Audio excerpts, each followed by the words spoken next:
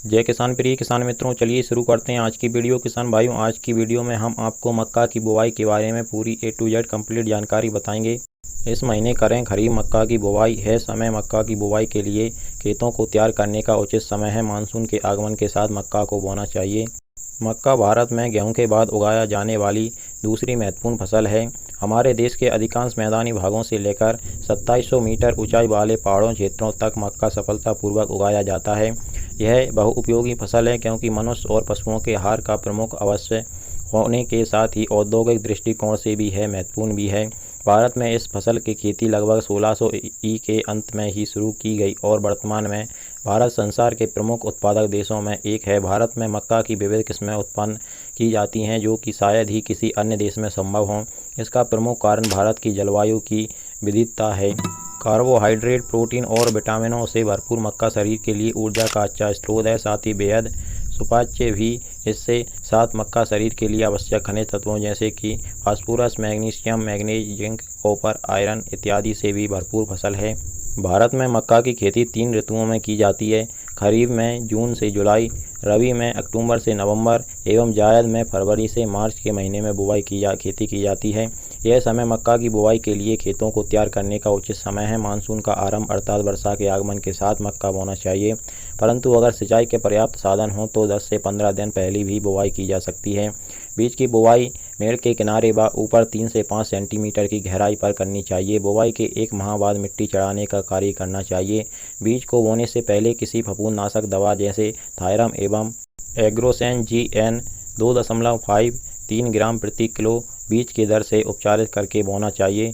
बीज को एजोस्पोरियल या PSB कल्चर 5 से 10 ग्राम प्रति किलो बीज से उपचारित करना चाहिए। पौधे लगाते हुए उनके बीच की दूरी का ध्यान रखना भी आवश्यक है। बीज को बोने के दौरान पौधे में अंतर लगाए जाने वाली प्रजाति के अनुसार होना चाहिए। उदाहरण के लिए शीघ्र पकने वाली प्रजातियां 70 से 75 दिन वाली प्रजातियों में कतार से कतार की दूरी 60 सेंटीमीटर एवं पौधे से पौधे की दूरी 20 सेंटीमीटर होनी चाहिए। मध्यम देरी से पकने वाली प्रजातियों के लिए कतार से कतार की दूरी 75 सेंटीमीटर, पौधे से पौधे की दूरी 25 सेंटीमीटर होनी चाहिए और हरे चारे के लिए कतार से कतार की दूरी 40 सेंटीमीटर और पौधे से पौधे की दूरी 25 सेंटीमीटर की दूरी रखनी चाहिए। और इसके बाद में बात करते हैं किसान भाइयों मक्का की बेस्ट किस्मों की।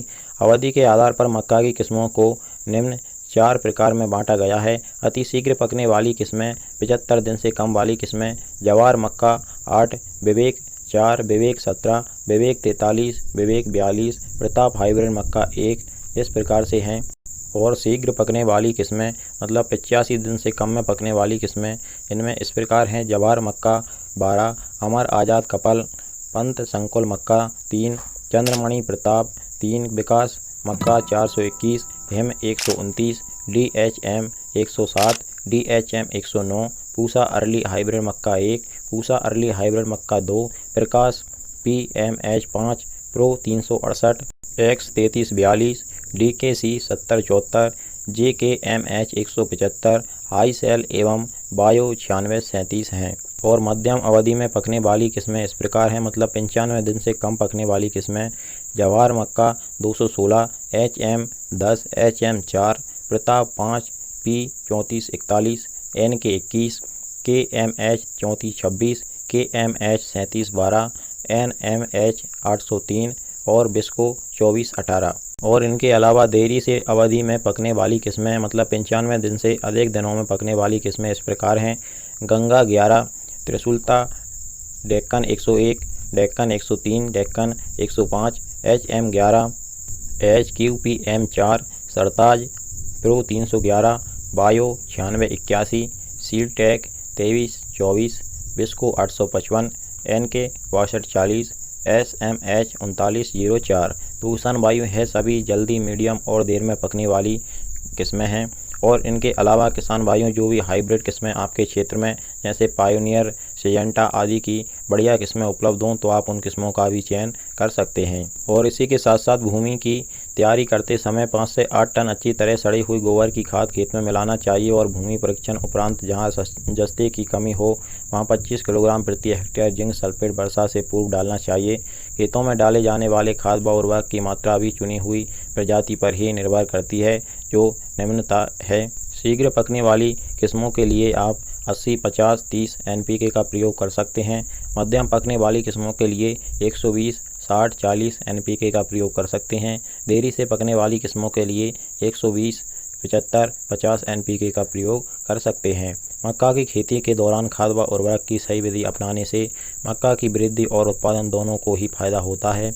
जैसे कि डाली जाने वाली पूरी नाइट्रोजन की मात्रा का तीसरा भाग बुआई के समय, दूसरा भाग लगभग 1 माह बाद साइड ड्रेसिंग के रूप में तथा तीसरा और अंतिम भाग नर पुष्पों के आने से पहले फास्फोरस और पोटाश दोनों की पूरी मात्रा को बुआई के समय मिट्टी में डालना चाहिए, जिससे ये पौधों के जड़ों से होकर पौधों में पहुंच सके और उनकी वृद्धि में अपना योगदान दे सके। इसके बाद में बात आती है सिंचाई की। मक्के के फसल को अपने पूरे फसल अवधि में 400 से 600 मिमी पानी की आवश्यकता होती है। पानी देने की महत्वपूर्ण अवस्था पुष्पों के आने और दानों के भरने का समय होता है, अतः इस बात का ध्यान रखने की आवश्यकता है। मक्के के खेत में 15 से 20 व 25 से 30 दिनों तक खरपतवार नियंत्रण व निराई गुड़ाई करनी चाहिए। खरपतवार को निकालते वक्त इस बात का ध्यान रखना चाहिए कि वो जड़ से नष्ट हो, बीज से टूटने से वो और तीव्रता से बढ़ते हैं।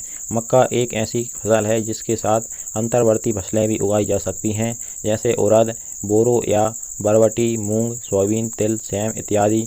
मौसम के अनुसार अंतर्वर्ती फसल के रूप में सब्जियों को उगा सकते हैं, जो किसानों के लिए विकल्पित आय का माध्यम बन सकता है। अब आखिर में बात आती है किसान भाइयों कटाई और भंडारण की। प्रजाति के आधार पर फसल की कटाई की अवधि होती है, जैसे चारे वाली फसल को बोने के 60 से 65 दिन बाद, दाने वाली देसी किस्म को 75 से 85 दिन बाद व संकर और संकुल किस्म बोने के 90 से 115 दिन बाद काटना होता है। कटाई के समय दानों में लगभग 25% तक नमी रहती है। तो किसान भाइयों, है थी मक्का की पूरी जानकारी। और भी किसान भाइयों, आपको किसी भी फसल के बारे में कोई भी जानकारी प्राप्त करनी हो तो आप हमें नीचे कमेंट सेक्शन में बता सकते हैं। हम आपके सवालों के तुरंत जवाब देंगे। किसान भाइयों, इसी प्रकार की जानकारी आपको आगे भी हमारे चैनल के द्वारा मिलती रहेगी। इसके लिए आप हमारे चैनल को सब्सक्राइब जरूर करिएगा। चलिए मिलते हैं इसी प्रकार की अगली वीडियो में। जय किसान, नमस्कार, धन्यवाद।